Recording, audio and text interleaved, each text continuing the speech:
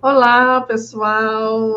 Que bom estar de volta. Senti saudade de vocês, hein? Bem-vinda, Regina. No Távola de Fim de Você não sabe o que aconteceu aqui quando você não estava. Bom, nem me conte.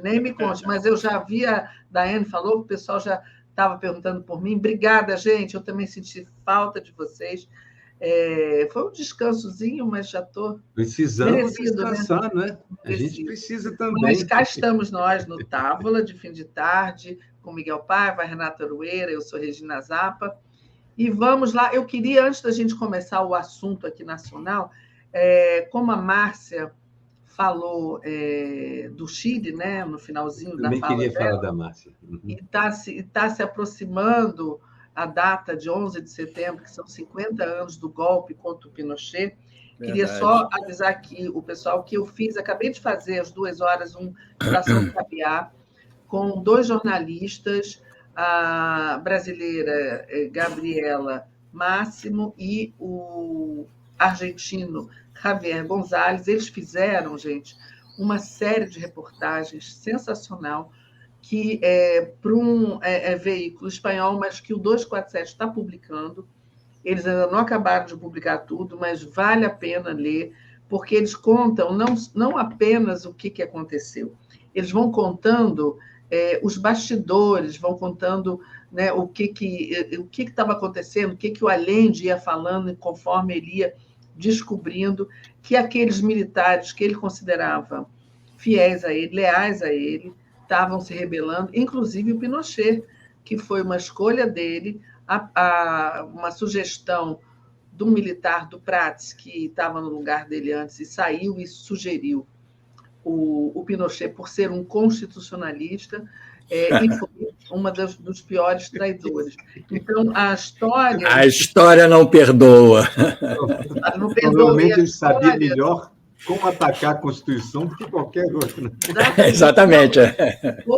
Eu acho importante, até perguntei para eles o que eles achavam que a gente devia aprender com esse golpe, porque eu fui ler os detalhes, os bastidores. Vale a pena entrar aqui no 247, nessas 7 reportagens sobre o Chile, tá, em América Latina, porque eles vão contando por dentro assim, a participação americana, né? Por que os americanos não queriam de jeito nenhum uma nova Cuba na América do Sul, principalmente um socialismo por vias democráticas.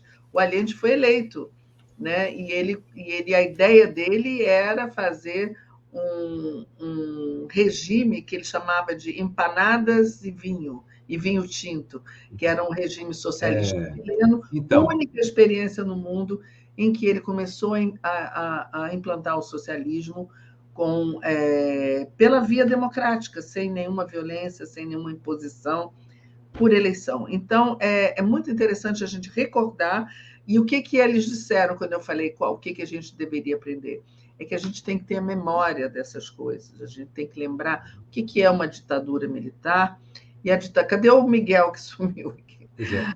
Eu queria me referenciar nisso, no que a Márcia falou, mas sobre a Argentina, aí que tem conexão com isso do Chile. Na verdade, a Argentina tem uma coisa que nós não temos. Ela tem a população organizada. Sindicatos e outras estruturas lá, e eles vão para a rua. Os partidos organizam. Então, na verdade, a Argentina é mais capaz de resistir a um Milei do que a gente foi de resistir a um Bolsonaro. E a razão certamente é essa. E a razão pelo Chile ter havido um golpe é que, apesar do Chile ter alguma organização, um peronismo, por todos os problemas que possa ter, é uma pedra de resistência impressionante dentro da Argentina. Isso é um fato. Na raiz e na base. A população argentina está organizada, se sente no direito de se organizar, e mesmo que ela castigue a sociedade votando no Milei, ela morde o Milei, se precisar, como morde qualquer um, porque eles são ativos. E essa atividade tem a ver com organização.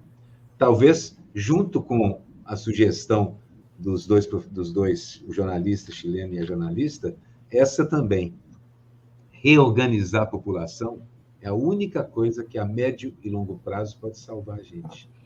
Mas eu também acho, mas no caso do Chile, eles foram, e a gente sabe disso, nós vivemos, passamos, muita gente hoje em dia nem sabe o que foi o golpe no Chile, mas a gente sabe que a economia ia muito bem quando o Allende começou a sofrer o governo, né, muitos boicotes. Sim. Teve a greve dos caminhoneiros, que durou um mês inteiro. Sim, claro. E isso nunca acontece com a Argentina, a economia ir bem. Exatamente. Então, isso já não é e aí problema. A economia foi ficando, e aí sim, aí a população já passa a não apoiar, porque a economia não estava bem.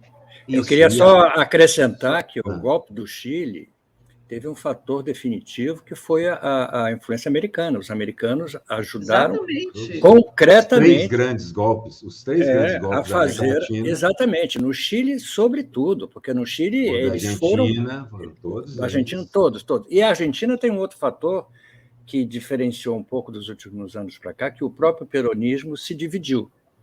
Entendeu? Então, isso deu uma certa enfraquecida na resistência. Mas, no geral... Por isso entrou aquele direitista lá, como é o nome dele? Aquele lá é um companheiro perto do... É um companheiro perto do... perto do Mas eu penso mesmo assim, organização popular, uma das razões. Economia, sim, sempre é chave. Mas, no caso da Argentina... Quando é que a economia argentina vai bem? Não me lembro disso ter acontecido. Faz muito tempo. Não me lembro. Então, eu acho que esse não é mais um elemento que conte. Para a Argentina, não é o que conta. Eles falam de dólar, falam de dolarização. Tem não sei quantos mercados de dólar, gente, são mais de 15 mercados de dólar. Os caras discutem a sério dolarização. Já pensou que horror a gente tendo que discutir uma coisa dessas no Brasil? Exatamente. Então, mas eu concordo com você quando você diz que é difícil entrar um direitista desse tipo na Argentina, porque sem apanhar a força política é muito grande. O peronismo ainda é muito forte. E se entrar, apanha. Foi o que a Márcia disse. Se entrar, vai ser difícil. Porque esse cara lá está assustando, né? Mas o que eu queria dizer é o seguinte, vocês falaram da influência, o Miguel falou da influência da participação americana, vocês sabem que nos Estados Unidos, 20 anos depois, eles liberam todos os documentos secretos, né? Então, tem um site que eles pesquisaram muito, eles leram todos os documentos. Então, esse material deles conta, tintim por tintim, a conversa, inclusive, do Médici, quando ele foi aos Estados Unidos e conversou com a gente, vou esquecer o nome, como é que é o chefe o secretário de Estado, Kissinger. O Médici conversando com Kissinger sobre o que o Brasil poderia fazer para desestabilizar o Allende. Então, tem coisas interessantes nesses documentos, que agora todo mundo tem um site que como é que chama? NSA, National Security Archives. Lá não tem sigilo? Todo mundo pode entrar nesse... Não tem sigilo de 100 anos? Não, lá naquela época eles não tinham Naquela época, eles não tinham a menor preocupação, eles não tinham a menor preocupação de falar mas eles não têm... tem sigilo de 20 anos. 20 anos. Tem sigilo, de 20 anos. Mas é pequeno. Menos de uma geração. Todo mundo agora pode entrar e pesquisar, vocês vão ver todos os documentos lá. É muita arrogância botar um sigilo de 100 anos em qualquer coisa, isso é absurdo. Não, mas botou, mas não adiantou nada, né? Não adiantou nada, benza a Deus, benza Lula, benza o governo popular que entrou.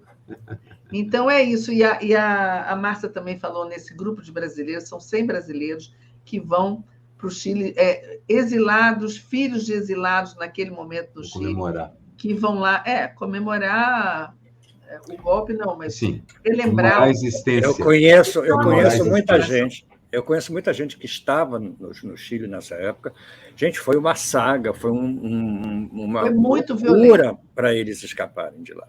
Entendeu? Foi realmente muito a repressão começou com uma violência. E é engraçado, né? Em poucos dias, os assassinos do Vitor Jara foram condenados e um deles se matou, né?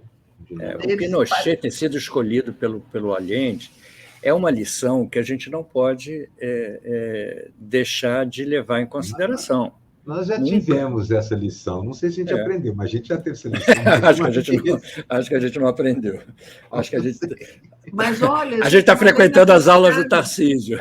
Ele falou com o Pinochet uma semana antes e tinha a certeza absoluta. Tanto que, quando começou o golpe em Valparaíso, o Allende comentou: coitado do Pinochet, a essa hora ele deve estar preso, porque ele era legalista. Mas mal sabia ele que foi ele estava aprendendo, era ele que estava aprendendo. Enfim, é uma lição que fica, 50 anos. A história passa assim, né, num piscar de olhos.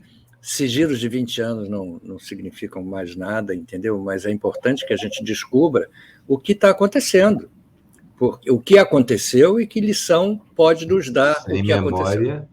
Você está condenado a repetir o erro, né? Exatamente, fundamental. E a gente, como tem a memória curta, a gente tem a tendência a esquecer as coisas muito facilmente. É importante a gente relembrar. O Ivan Lessa dizia que no Brasil, a cada 15 anos, todo mundo esquece tudo que aconteceu. Exatamente. A cada 15 anos, você esquece completamente o que aconteceu. Mas é verdade. Mas é verdade, é verdade. É verdade isso. Falando em memória, semana passada eu tinha que fazer o card para mandar para o Felipe e eu não lembrava que assuntos nós tínhamos falado, porque a gente fala de tanta coisa, entendeu? Que eu não lembrava qual era o assunto principal do programa, entendeu? Então eu faço a pergunta aqui agora: qual é o nosso assunto principal, Regina? Você que sabe o tudo. Assunto principal vocês trouxeram à tona aí, que é sobre aquela questão do voto sigiloso no Supremo, não é isso? Já que estamos falando de sigilo de 100 anos, de 20 anos. Já que estamos falando de sigilo, queria que vocês comentassem, porque está sendo muito falado isso. Há uma razão histórica uma do voto, fala do sigilo do voto. Há uma razão histórica para o sigilo de qualquer voto. É evitar a retaliação. Evitar que aquela pessoa que vota não seja um alvo, o voto dela sendo público, não seja um alvo dos inimigos daquele ou acusada de ter traído ou qualquer coisa do tipo.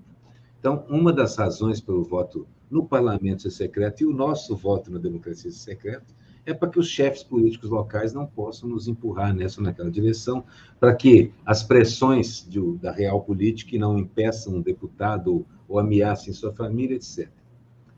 Então, assim, eu acredito que o Lula trouxe sua baila por causa das pressões a que ele tem sido submetido na questão tanto de escolha de juízes, quanto as escolhas dele, quanto as escolhas das escolhas dele.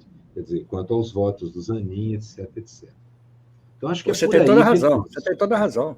Você tem toda a razão. Quando a gente pensa assim, não tem o que dizer. O voto eleitoral, as eleições são secretas.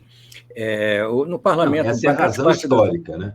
Grande parte dos votos são históricos. O problema nessa questão é que não sei o que motivou, numa certa época, lá tem uns 10, 20 anos já, criaram a TV Justiça, e com isso ficou aberta ao público a transmissão a todas as sessões. Hoje, eu digo sempre, a gente sabe mais facilmente escalar o time do STF do que a seleção brasileira, entendeu? Então, eles viraram companheiros de notícia, companheiros da política, companheiros do dia a dia, e você se sente no direito de cobrar um voto do seu juiz preferido, entendeu? Virou uma coisa... Nele.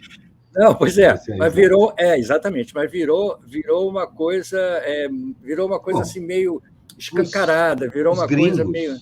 não deixam filmar ou fotografar julgamentos. Exatamente, você nem sabe o nome aquele personagem que eu sempre achei interessante, do cara que desenha no tribunal, desenha na hora, vai fazendo sequência de desenho, o que o Paulo Caruso fazia. O Paulo Caruso sem a charge, exato. E a razão é essa, para que o juiz possa decidir com calma. Eu acho que sempre é legal, se o juiz possa decidir com calma. Eu acho que a cobertura jornalística nos contaria o que é a cabeça de cada juiz, de qualquer modo. Então, não sei se precisa da filmagem, mas eu entendo que a filmagem espetaculariza a notícia, visualmente. E a gente, há uns 30 anos já, que a notícia espetáculo tomou conta do jornalismo no mundo, né? Então, não sei direito como você resolver transformar em sigilo uma coisa que é aberta, hoje em dia é muito perigoso. Complicado, porque né? Complicado. É complicado. É que nem o casamento aberto ou não. Você está casado há 30 anos, decide fazer o casamento aberto, não vai dar certo. Isso é muito mais complicado em outra direção. Exatamente. Mudar com o carro andando, né? Exatamente. O fato é que vem para cá que eu vou dirigir agora, não pode. Você pegou um ponto importante, Miguel, porque nós dois somos chargistas e assim, a gente trabalha com simbólico o tempo inteiro. Muitas vezes, a pura eficiência esquece de considerar o simbólico, que é importante na cabeça das pessoas. Isso dispara emoções, e emoção é mais poderosa na hora de escolher um voto do que a razão. Não tem a menor dúvida, claro. Então, acho que é preciso tomar cuidado com a simbologia das escolhas também. Olha, tudo se transforma em simbologia aqui, né? A questão do STF também. Aliás, tudo relativo ao STF virou uma simbologia só. Ai de você se tomar uma atitude duvidosa. É complicado porque, assim, evidentemente, vamos pegar o próprio voto do Zanin. O Zanin votou em 3 coisas que desagradaram muita gente na esquerda. Depois votou em sequência 3 coisas que agradaram muito a gente na esquerda. Em todas elas, ele alega sempre que foi técnico. Que ele avalia Ana Luísa, olha, está dizendo aqui, para o STF tem que ser secreto e sem televisão. Já no Congresso, acho que não deve ser secreto. E outra coisa que eu queria ler foi a Lúcia. Interessante inversão que ela sugere. O secreto permite a traição no Congresso. A Lúcia dizendo, Lúcia vovó, Lula parece que embobou. A essa altura, Lula deveria estar propondo o fim da vitalicidade, quer dizer, do mandato vitalício do Supremo. 8 anos seria o suficiente. Interessante também, é uma outra maneira também. O fato é que o Supremo... Mas não é mais vitalício, não é mais vitalício. Não, ele é sim, ele é até a aposentadoria de 70 anos. Sim, até a aposentadoria de 70 anos, exatamente. Por isso que assim, um juiz jovem significa... 75, né? 75. 70 ou de 80? 75. O fato é o seguinte, essa estrutura foi pensada há um século e tanto, na verdade. Quase todos os Supremos têm esse tipo de história de longevidade. Tem a ver muito com o contrato social lá da Revolução Francesa. Então, se você pensa bem, será que nós estamos com tudo adaptado à rapidez dos tempos, ou à maneira como as coisas funcionam hoje? Então, eu acho essa ideia, por exemplo, do fim da posição vitalícia de um juiz, é uma ideia interessante para se refletir a respeito. Eu não tenho nenhuma opinião formada sobre isso, mas é uma ideia interessante. Claro. Por outro lado, a mesma coisa foi aplicada dentro do Exército. A própria ditadura acabou com os generais que ficavam, e isso gerou a fragmentação de poder lá dentro, que, de certa forma, culmina em Olavo de Carvalho. Já vi muita gente escrevendo e falando sobre isso. Então, é sempre uma coisa complicada.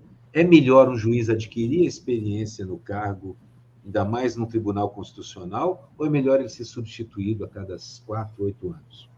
É difícil decidir sobre isso. Eu não sei, realmente, eu não tenho opinião. Depende de um contrato social, ou seja, a sociedade precisa pensar a respeito, né?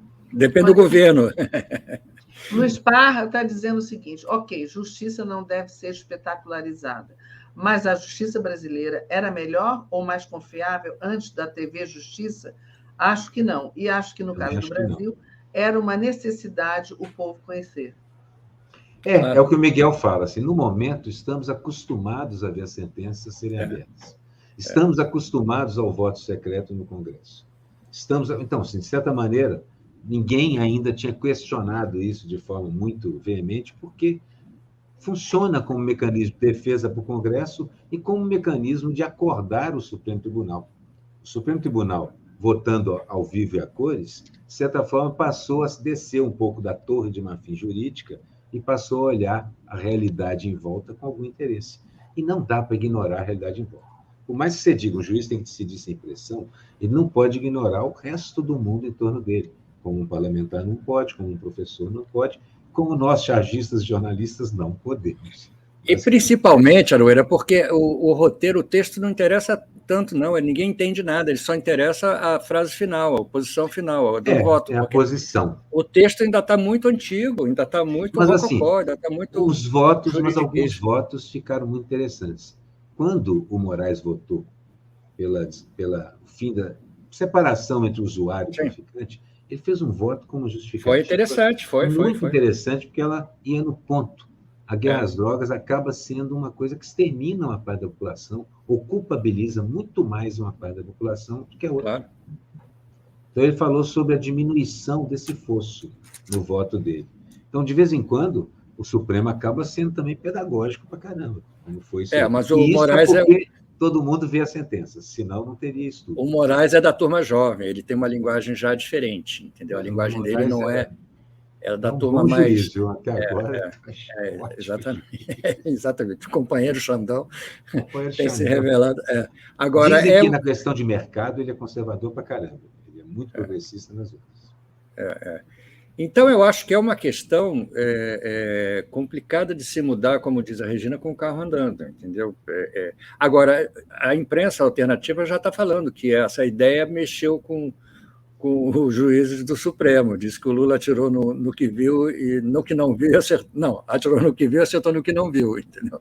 Parece que os caras já estão começando a achar a ideia não tão má assim. Não sei, eu concordo com você, Miguel, porque assim, simbolicamente, nossa, vamos gastar muita saliva explicando as razões e tudo mais. Vai ser difícil. E vamos ser acusados de centralismo democrático, no mínimo. Eu não sei. Vamos, claro. Mas também é o seguinte, a Janja foi matéria da Folha por ter bloqueado 19 pessoas até agora na rede social. Pouquíssimo. Qualquer coisa. 19 só, eu bloqueei. Eu tenho muito mais bloqueados, exatamente. Eu 19 mil. Na verdade, quando é que isso poderia ser uma notícia? A Janja é muito paciente, inclusive, não, Regina? 19? É muito paciente. Olha só, deixa eu ler esse superchat do Cláudio Alves. Eu não estou conseguindo botar na tela aqui, que eu não estou habilitada hoje. Acho que é porque eu voltei de Deixa eu botar, peraí, deixa eu botar. Cláudio Alves. Cláudio. Ele diz, de qualquer forma... Eu não sou habilitado e não ligo, não tenho nem carteira de motorista. Eu não estou achando. Tá aí. De qualquer forma, vários votos do Zanin foram votos inteiramente bolsonaristas. O Zanin não é conservador, ele é reacionário mesmo. É a opinião do Cláudio. Em alguns votos eu achei que ele foi reacionário. Em outros, conservador, e em outros, progressista. A votação explícita, esse do Antônio Carlos Passo, é um avanço no STF. Essa fala do Lula hoje pode representar um retrocesso na luta por transferência dos processos. Transparência, né? Quem tem poder de pressão escondido? Se tiver tudo escondido, quem tem poder de pressão não é a gente. Quem é? Não é a gente, é quem tem poder real. Mercado, e não tem sido importante. Exatamente, não tem sido importante essa influência que a população tem. A exposição tem sido importante. Exatamente. Eu acho que é muito discutível nesse aspecto, porque. E nessas horas, uma inveja da Argentina. Você vê o Cássio Nunes e o André Mendonça, a gente sabe exatamente, e dificilmente a gente erra os votos nele, porque eles votam exatamente como a cabeça deles. Mas os outros eu não sei. Os outros Ultimamente eles têm adquirido, não sei o que deu neles. Até pela presença do Cássio Nunes e do André Mendonça, tem havido uma certa coesão na ala democrática, digamos assim. Mas eu acho que é o interesse da população, sim, Miguel. Eu acho que há uma pressão. Então, assim, eu entendo a proposta. Eu entendo a proposta, mas eu olho e falo assim, poxa, então, no momento, o Supremo olhar para a sociedade tem feito uma diferença tão gigante. Eu acho que só olha porque todo mundo está olhando para ele. Também. Essa é uma verdade. Pelo menos parece. E a pressão faz parte um pouco, né? Você não pode acabar com a pressão acabando com a voz. Calando. Não tem jeito, é muito difícil. Pensa bem o que vai acontecer. Não vai acontecer, porque vai haver um movimento para descobrir a imprensa oficial, a grande imprensa empresarial vai fazer pressão, todo mundo vai fazer pressão, vai ficar um buraco. Olha um exemplo disso. Hoje, os caras estavam ameaçando, não sei o que aconteceu, botar para votar lá na Câmara, um projeto de lei que acaba com o casamento homoafetivo, que já foi considerado legítimo pelo Supremo. É legítimo. Evidentemente que com o que eu conto? Pode até passar. Eu tenho medo, mas assim, Não tenho tanto, porque pode até passar. Eu conto com o Supremo para barrar isso, porque o Supremo já fez isso antes, a gente viu as sessões isso acontecer. Então, é um exemplo claro de como uma certa pressão, ou pelo menos o borbulhar social, acaba chegando a eles. E eu acho que tem uma troca aí. Você me vê e eu te vejo. Olha só, a Michele Galvão está dizendo, eu acho que podemos pressionar o STF enquanto instituição, não o ministro. E a Patrícia dizendo a pressão que o STF precisa sofrer é da letra da Constituição. E a Márcia esse é o objetivo geral.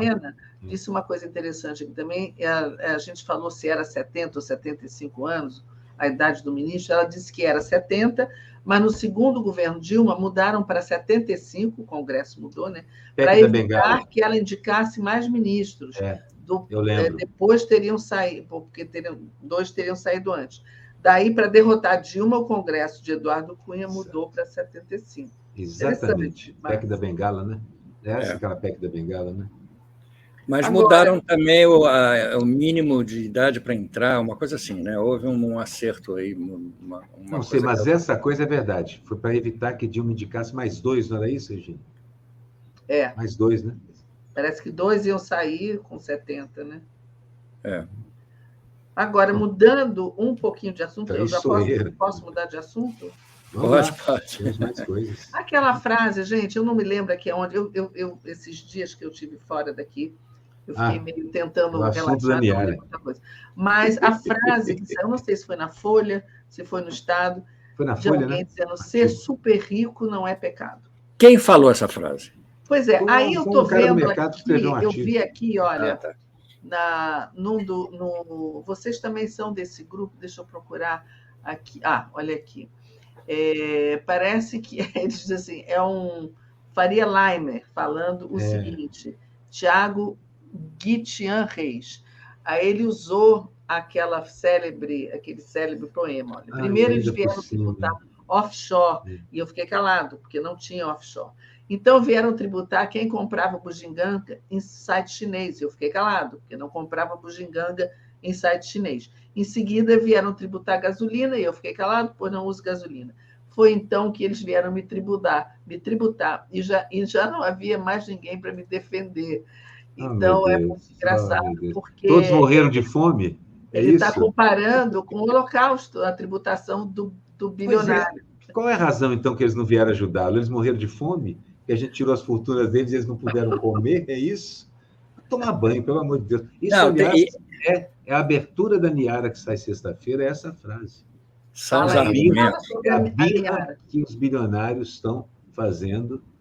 Birra, isso é birra. Os bilionários estão fazendo, os super ricos estão fazendo, porque eles vão ser taxados apenas na parte do dinheiro que está lá offshore, porque todo mundo faz isso, o planeta todo faz isso, só a gente aqui não, a gente mais um país. Assim. É engraçado, eles vêm com esse mito, com esse folclore de dizer que...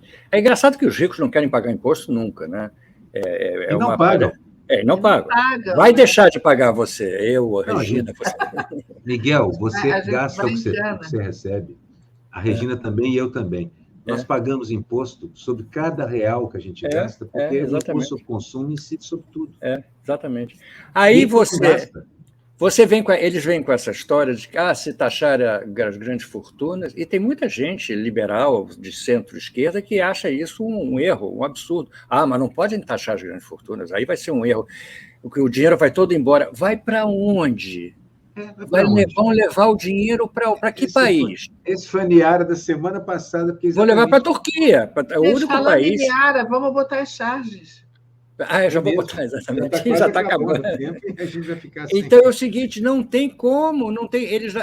Na França, o Gerard Depardieu disse que foi embora, levou para o foi o único. Ninguém mais levou o dinheiro embora.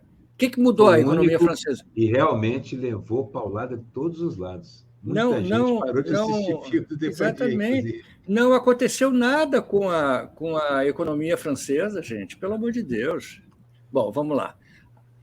Começou com o depoimento de quinta-feira passada. Os caras são mesquinhos, porque eles não gastam o suficiente para pagar imposto. Aqui o Zé Hilton está dizendo, mas ele nem tinha dinheiro para comprar gasolina, provavelmente não era ele, era o motorista. Claro. Não, é o carro elétrico, vai ver que ele tem um carro elétrico, ou diesel. Pelo que eu andei lendo, causa alguns problemas. Isso é a estratégia da aranha. Isso é muito bom. A cara vai rolando aos poucos, né? Aos pouquinhos, depois suga. A cara do Alexandre de Moraes está maravilhosa. Está muito boa. Eu botei 6 olhinhos, mas acho que são 8. Essa foi a charge que eu copiei sem saber a ideia que o Aroeira já tinha tido, apesar dos personagens serem outros. Mas acontece nas melhores famílias dos cartunistas. É porque assim, tem uma espécie de plataforma de dente ali que é perfeita para apoiar a mão e fazer um discurso. Até visualmente falando. Eu nem botei isso, eu não tive essa ideia.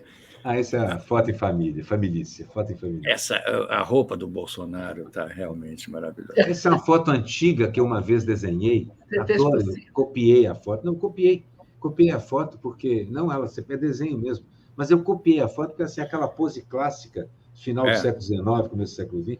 Adorei isso aí. Então, uso muitas vezes porque isso mostra a família retrógrada brasileira na sua essência. Não, e um detalhe, a Michelle segurando no colo o Jair Renan, eles se odeiam. O filho da outra. Eles todos ali se odeiam. Ele não é filho dela, né? O 01 odeia o 02 e o 03, que, por sua vez, os 3 detestam o 04. A Michelle não suporta nenhum deles. É impressionante como essa família... E parece que ela está querendo mudar o depoimento dela de defesa. Bom, ela estava dizendo que quer se divorciar do Bolsonaro. É a mudança que ela quer. Não ao marco temporal, está aí o Brasil. Amigo meu mandou elogiar você por essa charge. Uma enorme oca, uma enorme oca, exatamente. Muito bonito. Bonitinho, né? Gente, o Cristóvão sempre me surpreendendo. É o Pepe Lepê, o Cristóvão Lepê, o gabazinho, que foi banido porque era um assediador contumaz, né? O gabá da Warner Bros. O que aconteceu com o Cristóvão Buarque, gente? Alguém me explica? Alguém acha que é puro rancor, que ele queria ser um indicado para o presidente. É sempre rancor, gente, é sempre ressentimento, sempre. Pode pesquisar, sempre que acontece esse tipo de coisa, é ressentimento. É verdade, ego. É um sobrenome que não significa nada, né? Aqui foi quando o Zanin votou. Né? Quando o Zanin votou a favor do Marco. Eu fiz essa charge. Que ele ia votar, viu? Eu também, eu não tinha a menor dúvida que ele ia votar.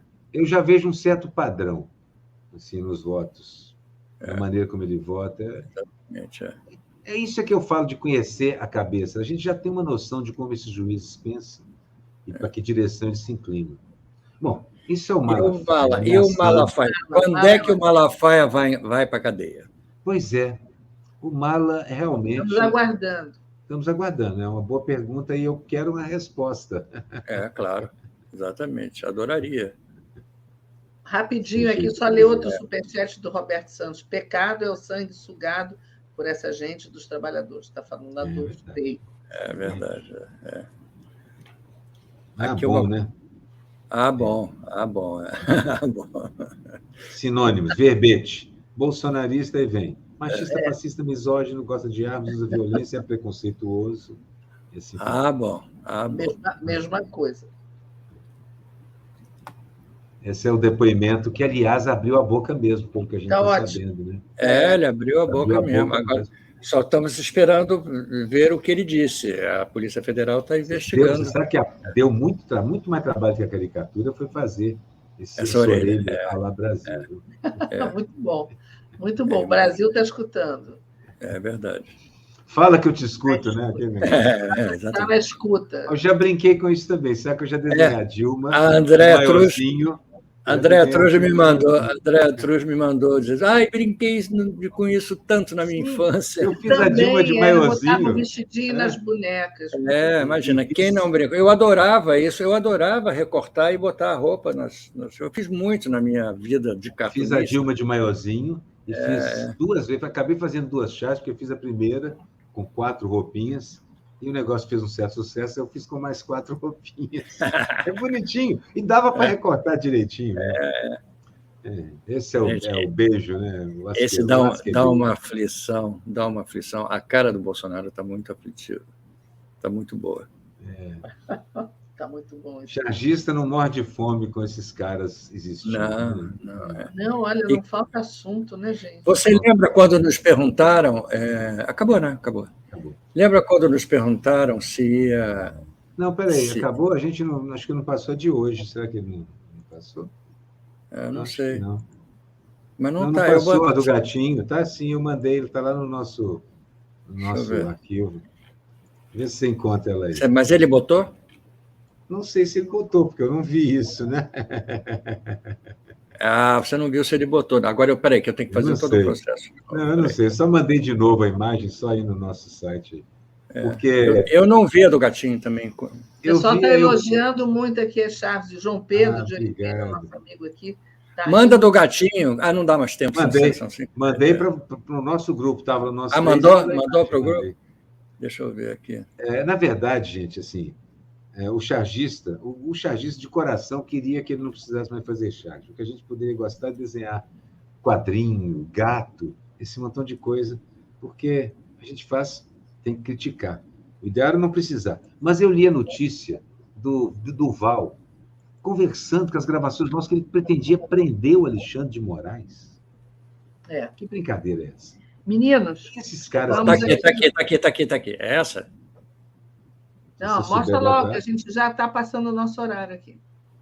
Ué, não foi? E eu tenho que sair correndo, porque eu vou tocar agora. Não sai correndo, não. Peraí, calma. Eu achei que tinha ido. Não foi, não. Está lá no site, ou vai estar no site mais tarde. Então, mais cedo ou mais tarde, está nas redes e tal. Não consegui. A gente mostra semana que vem. Olha só, eu vou devolver para a Daiane. Daiane, hoje eu não estou habilitada para botar com a transição. É você, Miguel. Obrigada, pessoal. Não, a Daiane faz. A Daiane faz. Beijo. Obrigado, Miguel. Obrigado, Aroeira. Beijo para todo mundo. E até a próxima. Beijão.